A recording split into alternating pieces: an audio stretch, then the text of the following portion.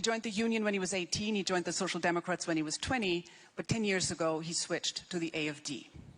The immediate reason he did was because in 2016 he organized a protest against what he thought were too many refugees being settled in the northern part of Essen, his part of Essen, the poor part of Essen, where he said schools were already struggling, where affordable housing was already scarce, where food banks were already overwhelmed. He said North-Essen couldn't cope.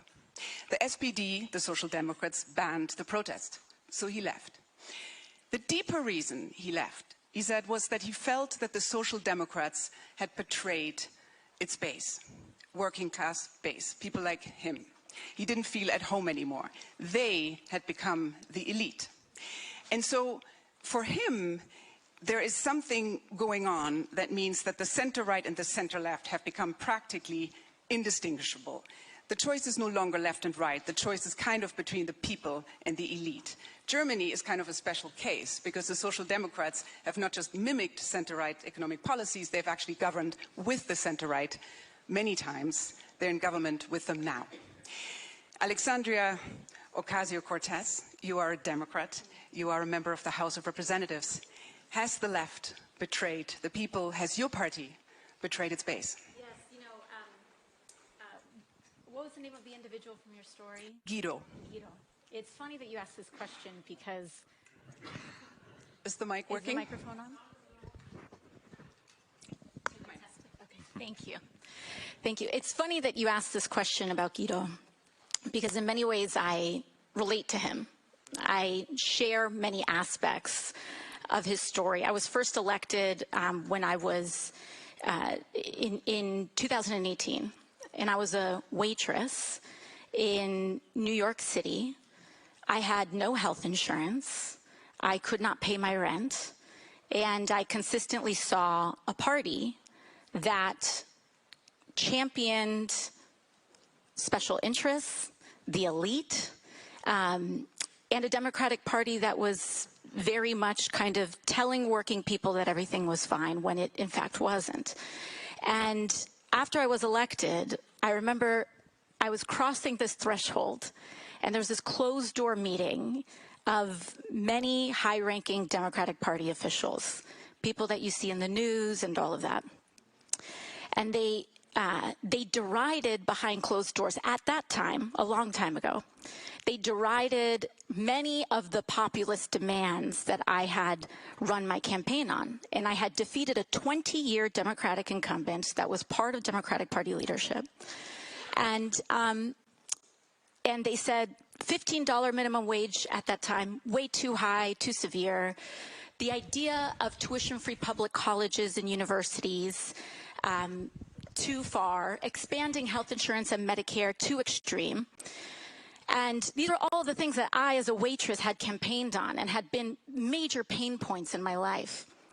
And then they said, we have to listen to working class people more. And I think that that encapsulates much of the betrayal that the working class in the United States had felt. But we have also come a long way since then, and we have a long way to go. The United States right now is experiencing a political pendulum, and depending, really, the party that is seen most as betraying the working class tends to be the governing party in this moment. Right now, that happens to be the Republican majority. But really, what we are seeing over the last 8 years, I think, has been a growing recognition that of those past errors that go back, that include military interventionism in the Iraq War, that include a recognition of NAFTA as a failed policy for many rural and working class communities. And now I think we are moving in this direction of increased recognition that we have to have a working class centered politics if we are going to succeed, and also if we are going to stave off the scourges of authoritarianism, which also provides political sirens, political siren calls to allure people into finding scapegoats to blame for rising economic inequality, both domestically and globally. So when you run for president, are you going to impose a wealth tax or a billionaire's tax? I don't think that I don't think that anyone, and that we don't have to wait for any one president to impose a wealth tax. I think that it needs to be done expeditiously. And interestingly, when I wrote about wealth tax recently, and of course the big argument against this is always capital flight, the US is actually uniquely placed to do it because you guys tax on the basis of citizenship, so people can't flee, you know? And even if you change your citizenship, there's basically an exit tax because you have to pay a tax on unrealized capital gains. I learned this just recently. Manfred Weber, you are the president of the European People's Party, which is a group of conservative Christian democratic parties in the European Parliament, not far-right parties, but you have recently been voting occasionally with the far-right parties, breaching the famous firewall. Do you agree with J.D. Vance, who spoke here 1 year ago and told us all that this firewall is undemocratic? And if so, do you think that your party in Germany should actually be in coalition with the AfD instead of the Social Democrats? Well, having J.D. Vance's speech of last year in mind, I 100% disagree with what he said there. And my party, the European People's Party, is the party of Schuman, of Adenauer, of de Gasperi, of those who founded the European Union. Afterwards, people like Václav Havel, of also Walesa from Poland, you know. So after the reunification, that is in a way the heritage of us as European People's Party. And to mention AfD in Germany, to mention nationalists in other countries, you know, that is totally the opposite what we stand for. My party, my predecessor as EPP party president is Donald Tusk in Poland, you know. He's fighting hard every day against Kaczynski, against Konfederacja, there to keep Poland in Europe and to be part of this European family. So that's our DNA. There's a clear red line. And I personally have defined it. For us, there is no cooperation possible with parties who do not follow the three pros, so pro-Europe, pro-Ukraine, pro-rule of law. Three key basic aspects which defines our DNA as EPP. But let me also be very clear when it is about the fight against populism. You mentioned a voice expressing the disappointment, the frustration, the concerns, the fears of citizens of this European Union.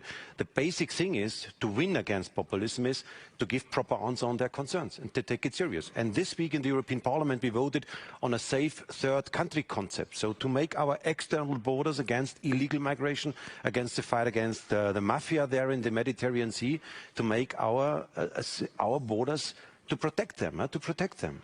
And the socialists were not capable, so center-left in Europe were not supporting this strict implementation of rules agreed by the overwhelming number of member states in the European Union, proposed by the Commission. So I don't speak about radical right extreme positions, I speak about the proposals from the European Commission, and the socialists were not ready to support this. So what can I say? I cannot continue to follow a quite left-leaning political approach on migration, which is obviously European-wide, feeding extremism and populism. That's why the basic thing is to answer the concerns and to give proper, serious, center-based answers. What would you say to Guido when he says, look, the AfD is now the second largest party in Germany. In some ways, it's more aligned in some of its policies, particularly on immigration, which is why your bloc has voted with them on occasion, than the SPD, which is only on 16%. When he says you are ostracizing a significant part of the electorate by basically ruling out a coalition government with them, do you stick by that firewall, or do you think that actually in the foreseeable future, where the AfD is now, it will enter government sooner or later? Again, firewall is there and exists. I personally, as EPP group leader, kicked out Viktor Orban of my party because enough was enough. And today Viktor Orban is far away from any kind of common sense on this. He's campaigning against the support for Ukraine, so he's far away from this. That's why our firewall is clear. We don't need any feedback on this. The key aspect is that we have to solve problems. Otherwise, the next European elections in 2029 will be a big festival for the right extreme, and that is to be avoided. So economic strengths, lowering a bureaucratic burden, creating single market, trade, Mercosur. These are the aspects to have economic growth. And my main question to Guido would be, do you really believe this bullshit the AfD is telling you? Do you really believe this? That without Mercosur we should have in Germany, with your working place as an industrial country who is benefiting much from export, do you really believe that without Mercosur we have better economic situation for you personally? Or on migration, sorry, have a look. We reduced now the number of illegal migrations by 80% together with Giorgia Meloni in the Mediterranean. I was also in contact with her and we delivered on this. So please see, if you vote for the right, send the right people, we solve your problems. That would be my message to Guido. Mercosur is a good segue to Latin America. Diana Fernandez Molero, you are not a member of Javier Milei's party, but your party supports him, you support him. I always found it quite confusing that, you know, there's a groundswell of anti-elitist voters who vote into power people who then end up being very rich and mingle with the elites, like, you know, Trump and the sort of tech bro-oligarchy is a good example. It's confusing in a way.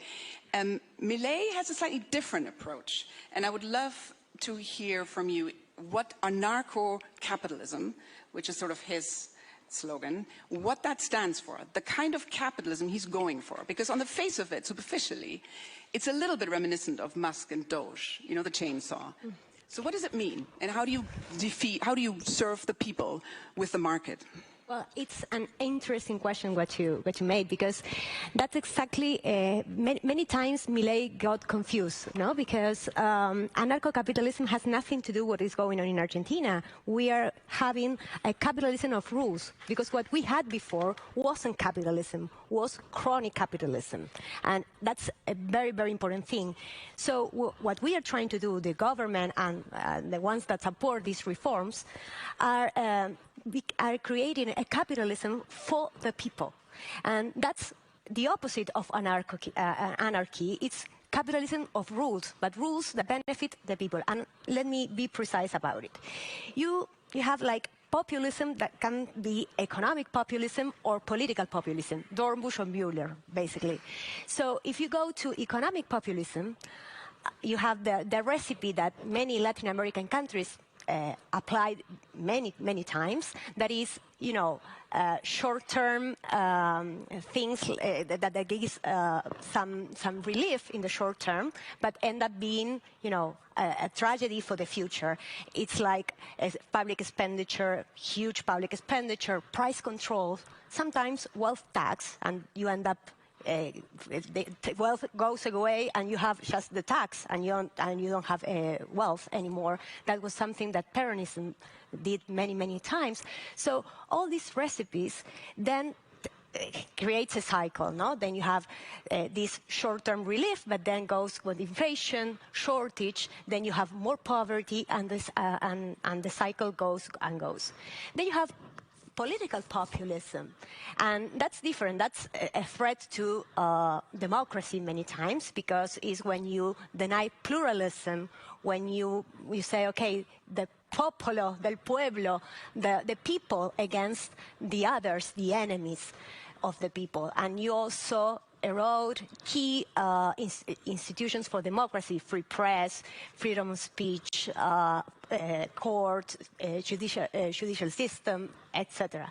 But I think that Milei is none of them. I mean, maybe you cannot like his forms, his style, but it's very important when we discuss populism to distinguish in between style and substance. And I think that maybe the style, it's uncomfortable, but it doesn't make you a populist. So when you say rules-based capitalism, I mean, I actually studied economics a long time ago. The perfect market doesn't exist, of course, but the idea is that you create a competitive environment. You do not allow for the concentration of wealth, which means antitrust and things like that. Regulation is very important. Is that something that your government stands for? That's exactly what, I mean, the reforms that the government is doing is exactly that. The free trade agreements, more competition. Argentina is one of the closest economies in the world. We need more competition. So what I insist, capitalism is a bad word in Argentina, but what we had wasn't capitalism. It was capitalism for a few, for many that cannot compete with abroad, and so you can charge people extraordinary prices. A cell phone in Argentina was unaffordable. You have to go to the US to buy them.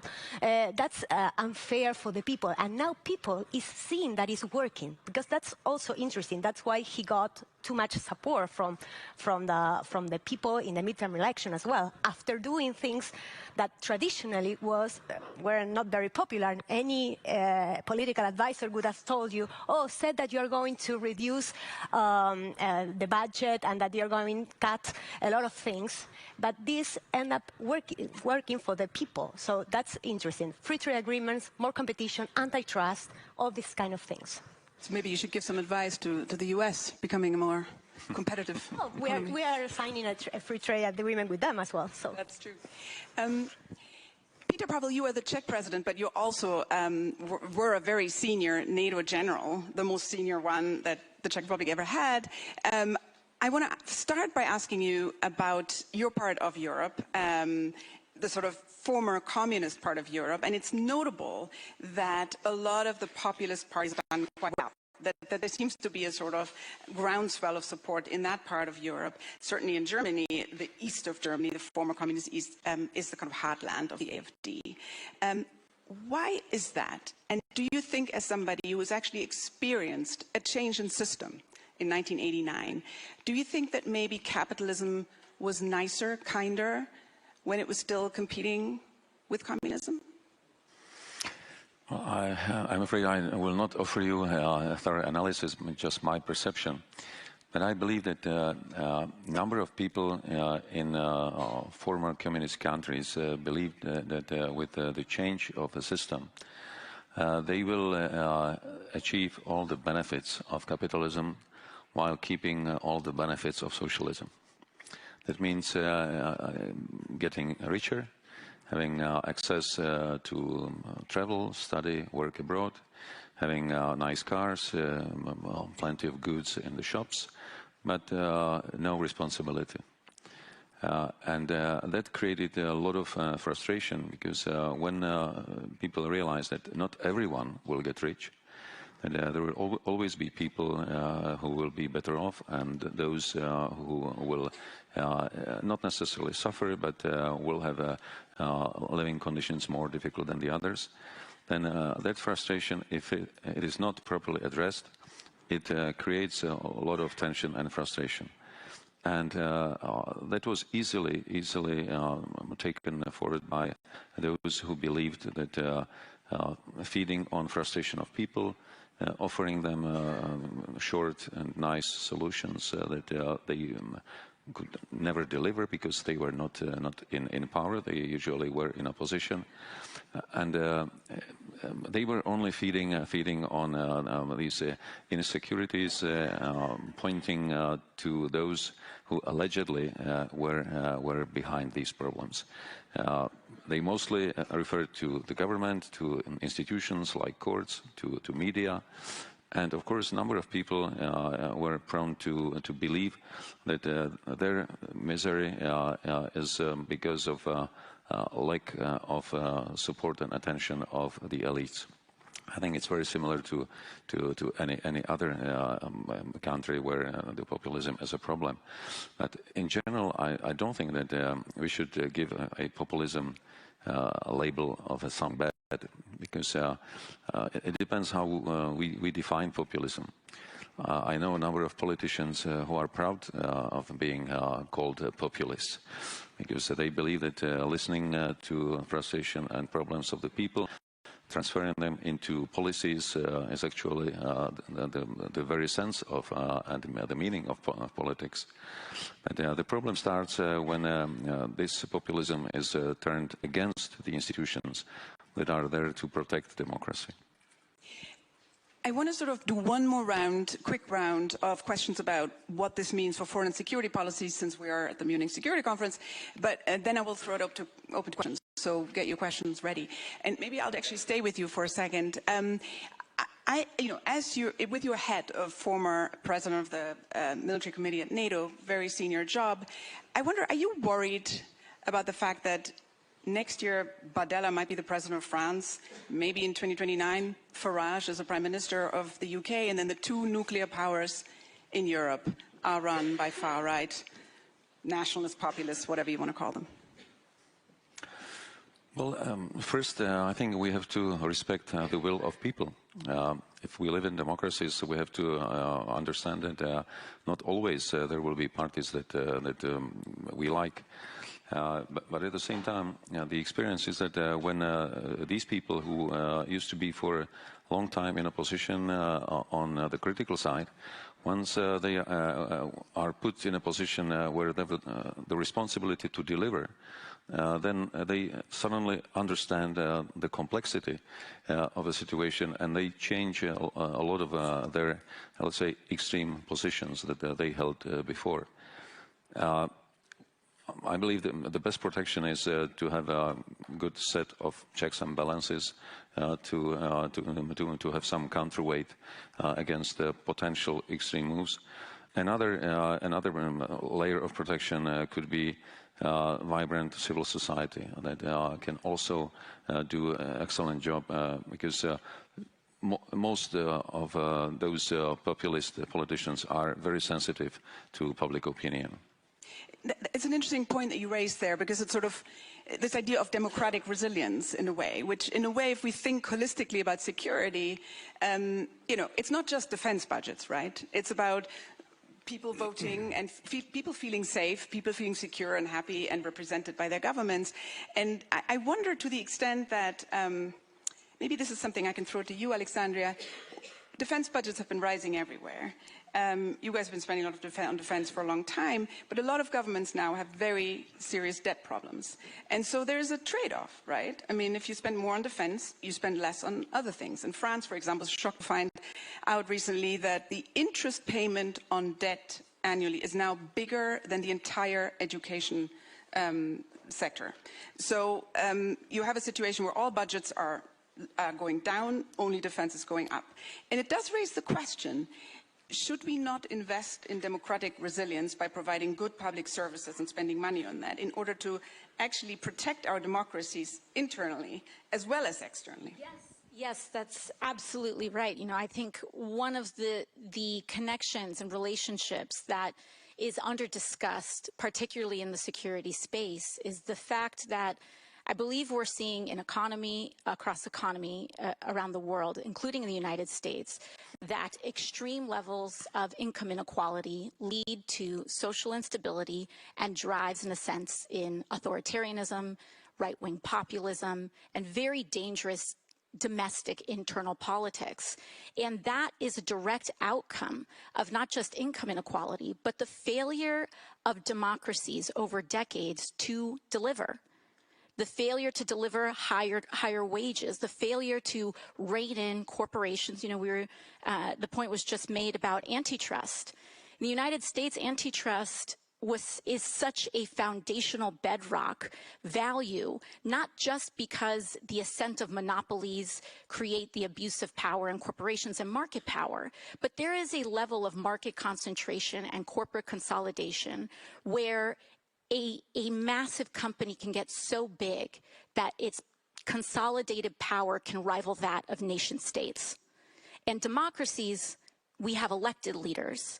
And in massive corporations that then begin to consume the public sector, gobble up these spending, they start to call the shots. And we're starting to see this with some of the billionaire class throwing their weight around in domestic politics and in global politics as well. So it is of utmost urgent priority that we get our economic houses in order and deliver material gains for the working class, or else we will fall to a more isolated world governed by authoritarians that also do not deliver to working people.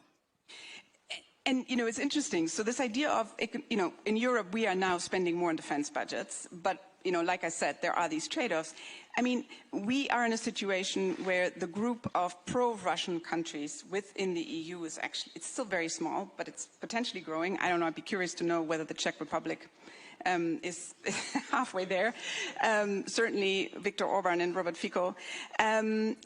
You know, is the EU, in that sense, in terms of its foreign and security policy, still an entity that we can even think about, Manfred? Like, you know, what is the EU? And if Bardella and Farage well, Farage is not inside the EU, but linked to it now in defense terms, possibly one day, a junior coalition party that is the AFD.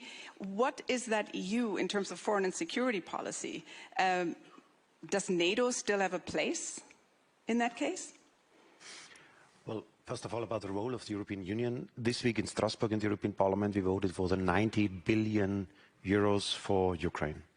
A clear message of full solidarity with the Ukrainian people.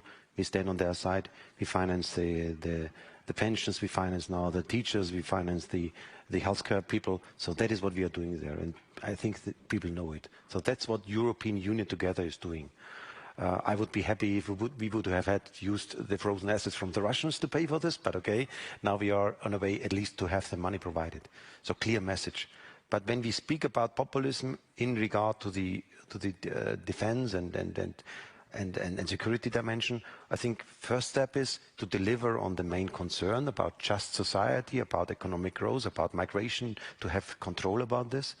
But the second thing of answering populism is to show brave leadership and not following always public opinion. You know, when the German Chancellor Kohl invented the euro to make Europe strong economically, one block, which is now the second biggest currency in global level with the euro, it was not popular at all to give up on the German D-mark in Germany. Not at all. But he did it. He stood in front of people. And that were great times for my party, for CDU-CSU. Because people saw leaders who were convinced about an idea and fought for it and didn't give up the public discourse space for the populism. They dominated the discourse with their ideas for the future. And that is what we are probably lacking today. That's why I'm so ambitious to say I would love to have one president of the European Union, probably directly elected by the people of Europe on the long run. Why not? To have one person capable to be on the same level as Trump and Xi and Putin. And the second idea, I am in favor of really unifying our defense pillars in the European Union. On the long run, also a European army, where I would say we are spending so much money now, 6.5 trillion euros in the next 10 years for defense, but we have not the same capabilities than the Americans have. And that's why I know it's a long project, but again, Euro, or 7 years after the Second World War, when Adenauer said we have to make peace with France, it was also mission impossible 7 years after the horrible war of the Second World War. So we have to be ambitious again. And that are the two pillars of fight against populism, delivering on content about the concerns, but also showing brave leadership in historic moments. I hope we can go deeper in that actually in the Q&A. I'm going to ask one final question, Diana, and then throw it open to you guys. Because I'm curious, I mean, we're talking about foreign policy here, and foreign policy off populist presidents, for example. I mean, looking at the pivot of President Trump to the Western Hemisphere, which has been very aggressive to say the least. Argentina has been a beneficiary, of course. How do you feel? I mean, I worked and traveled a little bit in South America, and I remember the Yankees were not super popular. This is a long time ago. How do you feel about being considered a sphere of influence and a backyard of America? Well, I think that this new involvement of the U.S. in Latin America is great news for Latin America because, I mean, it makes, for instance, Europe make harder efforts in order to sign the Mercosur European agreement. That's great news. But also... We need the push, I have to say. We need the kick. Well, you need still to go with it. But the thing is that it's better options for Argentina and for Latin America, of course, but more interested in the region. And one thing, I don't think it's just completely new, because I remember, for instance, Blinken coming to Argentina when Milei was elected. He went to the Pink House, the Casa Rosada, and stayed there, so showing some kind of, a new treatment to Latin America, because it's very important in this new era, because the United States is also looking for resilience in trade, etc. So I think it's great news, because when we align in terms of convergence of interest, I think it's great news for Argentina, because we have more trade, more investment, which has signed this new trade agreement with the U.S. Hopefully we're going to ratify in Congress soon. And that provides more opportunities for the Argentinian people. So how can one be against that? So I think that having this new interest of the U.S. in the region is super, super favorable, because it's filling a vacuum that was filled, before by other authoritarian powers that many times didn't like market economy nor democracy. So it's great news. Although the sort of naked grab for oil in Venezuela. Well, but I mean, I live with Venezuelan people in my country because there are a lot of exiles in Argentina living there, and I can tell you that they were really, really happy because sovereignty for them was not the oil. I mean, the fact that they have to flee away their countries, leaving their families, leaving all the, their country to live in another countries. I mean, for them, they were happy. They were, I mean, it was... Even though Machado was not made president, or was not allowed to return as president. Yeah, because it returns hope, because what was going on was intolerable. I mean, and they try everything possible. They try everything that was possible. They try elections. They go and knock the door to multilateral organizations, but nothing happened. There was a lot of diagnosis, but nothing happened in real concrete results. So that's something that we need to take into account, because democracy also fails, or populists also come when this kind of organization fails. So we need these organizations to work again and to be more responsive to the needs, especially of the people. With this, many questions.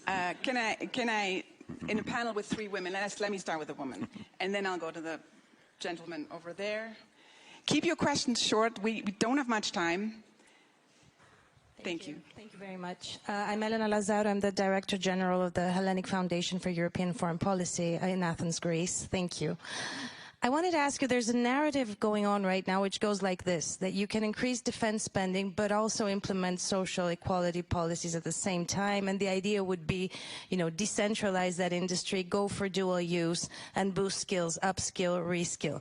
And I wanted to ask, do you think that is the truth? Is it feasible, or is it sort of a populist line? And I was thinking of Representative Ocasio-Cortez and Member of Parliament, European Parliament, Manfred Weber, but also Argentina and the Czech Republic have very robust defense industries, so maybe it's for all of them. Thank you. Can we maybe take one more question, and then, or maybe we do 3, and then you guys can sort of do a round of answers.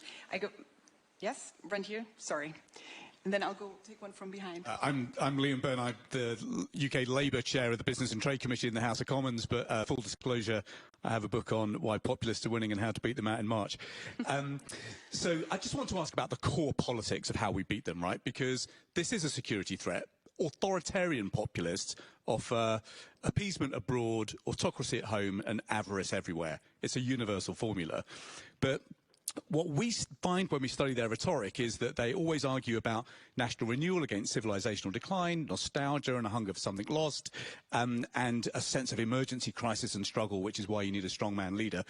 And it feels to me that the core politics required to defeat them is you have got to promise renewal, but that's about de-rigging the marketplace. You've got to be optimistic and rebuild the opportunity economy, and not a strongman leader that divides and rules. You've got to rebuild a strong society and the social capital that goes with it. But I'd be interested in people's views on the core politics required to win. Okay, one final question, then we'll have a round of answers. I'm Eva Federley from New York City, straight out news, Congresswoman. They're saying that there's more American delegates here than there have ever been at the Munich Security Conference. Why do you think it's important that you're here, against the wrecking ball politics of Trump? But, why is it important that you're here representing the U.S.? Also, I'm so glad you made it. Who paid for your flight? We did.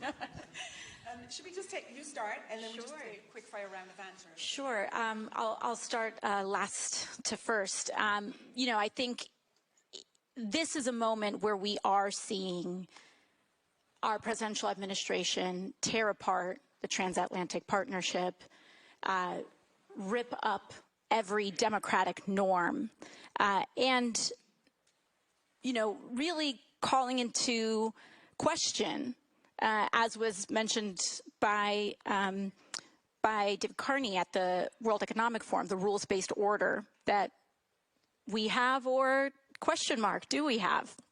And so I think one of the reasons why, not just myself, but many of our colleagues here, in fact, many Democrats that are here as well, is because we want to tell a larger story, that what is happening is indeed very grave. And we are in a new era. domestically and globally. There have been many leaders who've said we will go back, and I think we have to recognize that we are in a new day and in a new time. But that does not mean that the majority of Americans are ready to walk away from a rules-based order and that we're ready to walk away from our commitment to democracy. I think what we identify is that in a rules-based order, hypocrisy is vulnerability. And so I think what we are seeking is a return to a rules-based order that eliminates the hypocrisies around when too often in the West we look the other way for inconvenient populations to act out these paradoxes, whether it is, kidnapping a foreign head of state, whether it is threatening our allies to colonize Greenland, whether it is looking the other way in a genocide. Hypocrisies are vulnerabilities, and they threaten democracies globally. And so I think many of us are here to say, we are here and we are ready for the next chapter, not to have the world turn to isolation, but to deepen our partnership on greater and increased commitment to integrity to our values. Just a 20-second follow-up, really, just quick. Are there any particular institutions that a democratic administration would want to save? Like your voters, is it NATO? Is it the climate accord? Is it the Iran nuclear? Are there some things where, just give me a lily pad? Well, first and foremost, I think we need to revisit our commitments to international aid. Not just USAID, but the dozens of global compacts that this current Secretary of State and President Trump have withdrawn from. They are looking to withdraw the United States from the entire world so that we can turn into an age of authoritarians that can carve out the world where Donald Trump can command the Western Hemisphere and Latin America as his personal sandbox, where Putin can saber rattle around Europe and try to bully around our own allies there, and for essentially authoritarians to have their own geographic domains. And it actually is the Trans-Pacific Partnership, it is our global alliances that can be a hard stop against authoritarian consolidation of power, particularly in the installation of regional puppet governments. Amazing. Manfred, should we just take it this way, and then Dinah gets the last word? Yeah, I'm on this question about social versus defense investments. You can spend only €1 once time, so you can only do it once. That's why at the end we have to prioritize things. And having the German budget in mind, I think that's different to the American situation, but we have a healthcare system, we have a venture system, we have everything in a way from a social model perfectly organized, but we spend 42% of our GDP for social issues. And that's why I don't think, and that's the problem with the socialists of today in Germany, they cannot anymore win votes with adding social benefits, spending more money, giving you this property, this idea. We have to be in another way creative. We have to find other ways to guarantee social market economy, justice inside of a society without offering always more money and having demographic development in mind, all these problems. There are substantial changes necessary, and that will be hard to win this against populists, because that will reorganize these kind of things. But one aspect was not mentioned until now, and that is the basic thing, how we communicate inside of a society. And that is about social media. Because the biggest problem I see in democracies, in future democracies, is that we don't share anymore the same fact base. You can have a socialist offer, a green offer, an EPP offer, a liberal offer for solving a problem, but if you don't agree anymore on the facts, on the problem in a society, then you cannot have any more a public discourse about the way you do it. And that is a problem of fake news in social media from all different forms, left and right and center. Everybody's creating his bubble, his own identity. And the second problem I see there is that in social media, in our way of communication, the key core principle of democracy, and that is compromise, does not exist anymore. You only have black and white being retweeted. The boring thing of a Manfred Weber, of a Christian Democrat, is to make a compromise, is not retweeted because it's already, you gave up on what you promised to me because you did the compromise. Why aren't you guys pushing harder for the algorithms in these tech companies? Why aren't you regulating them? Why don't you dare to stand up to them? We did a DSA, heavily challenged by Vance last year here in this speech. In his speech here, we stick to this, and we want to guarantee that this modern form of communication is democracy-friendly. Today, I would say, it's not in line with our principle of democracy, this form of communication. Nobody's pushing very hard to regulate it. I mean, this is also a failure of democracy, right? I need to be fast and ruthless here. Just a minute each. Sorry. Okay. I will first address the question from Greece. In case of Czech Republic, it's slightly easier because we are one of the most industrialized countries in Europe with a great tradition in defense industry. So if I'm cynical, I would say the stronger defense industry, the more taxes in Czech Republic, the more money for social benefits, for social policies. So it's not in a contradiction. Unfortunately, current government is not using that opportunity because EU has come with a provision that whatever is spent on defense above 2% doesn't count into the deficit, which in fact encourages the government to increase defense spending without cutting social benefits. I think this is the way, at least for some time to go in both ways. Diana, no pressure. This is the final word. Make it good. Okay. No, well, just one thing that you said that rings a bell to me. Regulation. You said regulation. Be careful with regulation because it's also, could be also harmful. And maybe we don't know how to regulate. Maybe we regulate inappropriately. It's something that in Argentina we see every time, especially in Congress, because there's also a tendency now for politicians to get the attention of the people to pass new laws and new regulation in order to become famous. And then, for instance, we have a regulation on price controls in housing, and it really didn't work. Imagine if we were trying to regulate AI without the whole new things that are going on. So let's be very, very careful about regulation and when to regulate and when not to regulate. But of course, going to the thing that the defense and how you allocate expendication. In Argentina, we had a large amount of money to social benefits, and it didn't work. So it does not alone fight inequality or fight the real grievances of the voters. So I think that we need to rethink also that just expenditure doesn't change life. We need also, you need to expend more, but you need to expend correctly, and you need transparency, and you also need to see whether this policy works or not. And you need to combine those because also security is really important, and you need a perfect combination.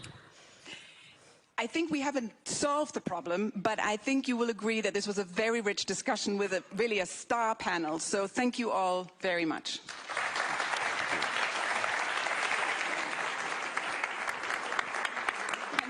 Thank you. That was really very good.